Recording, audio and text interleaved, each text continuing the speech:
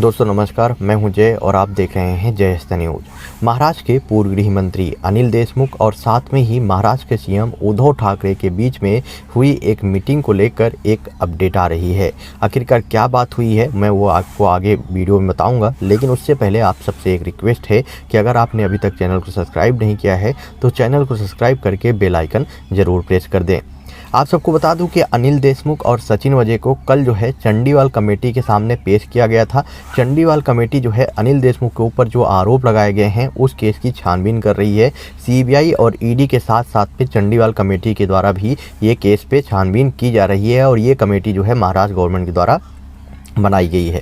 अब इन्हीं सब चीज़ों के बीच में एक अपडेट आ रही है कि चंडीवाल कमेटी के सामने कल जब अनिल देशमुख पेश हुए तो वहां पर जो है सचिन वजे के वकील ने इनसे कई क्वेश्चन पूछे, जहां पर इनको उद्धव ठाकरे के साथ में मीटिंग को लेकर भी एक क्वेश्चन पूछा गया कि जब परमवीर सिंह ने इनके ऊपर एक आरोप लगाया था और एक जो लेटर भेजा था उद्धव ठाकरे को, तो उस पर क्या आपकी कभी कोई मीटिंग हुई थी महाराष्ट्र के सीएम उद्धव ठाकरे से? तो इस क्वेश्चन का जवाब देते हुए अनिल देशमुख के द्वारा रिप्लाई दिया गया कि हाँ, उन्होंने महाराष्ट्र के सीएम उद्धव ठाकरे से इस बात पर चर्चा की थी और इस पर जो है एक मीटिंग भी हुई थी। उनके द्वारा बोला गया कि जब परमवीर सिंह ने एक लेटर लिखा था उसके 2 से 3 दिन बाद महाराष्ट्र के सीएम उद्धव ठाकरे से वो जो है मिले थे उनके घर वर्षा पर, उनका जो बंगला है उद्धव ठाकरे का, उस पर जो है वो जाकर उनसे मिले थे और वहाँ पर सिर्फ और सिर्फ उद्धव ठाकरे और अनिल देशमुख जो है उस टाइम मौजूद थे। वहाँ पर उद्धव ठाकरे ने अनिल देशमुख से इस लेटर के बारे में पूछा था, लेकिन अनिल देशमुख से उन्होंने ज़्यादा जोर देकर इस पर कोई भी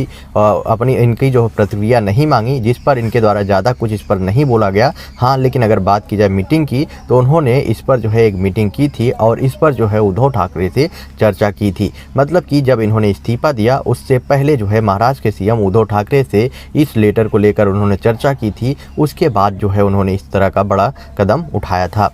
बाय द वे, अभी जो है चंडीवाल कमेटी के द्वारा इस केस में छानबीन की जा रही है और लगातार इनके सामने जितने भी गवाह अभी तक प्रस्तुत हुए हैं वो सब के सब यही बोल रहे हैं कि अनिल देशमुख ने उनको कोई भी वसूली करने का काम नहीं दिया था। और वहीं जब बात की जाए सीबीआई और ईडी की, तो ईडी के द्वारा लगातार इनके खिलाफ में जो चार्जशीट सबमिट की गई है उसमें ये पूरी तरह से मुख्य आरोपी बनाए गए हैं मनी लॉन्ड्रिंग केस में।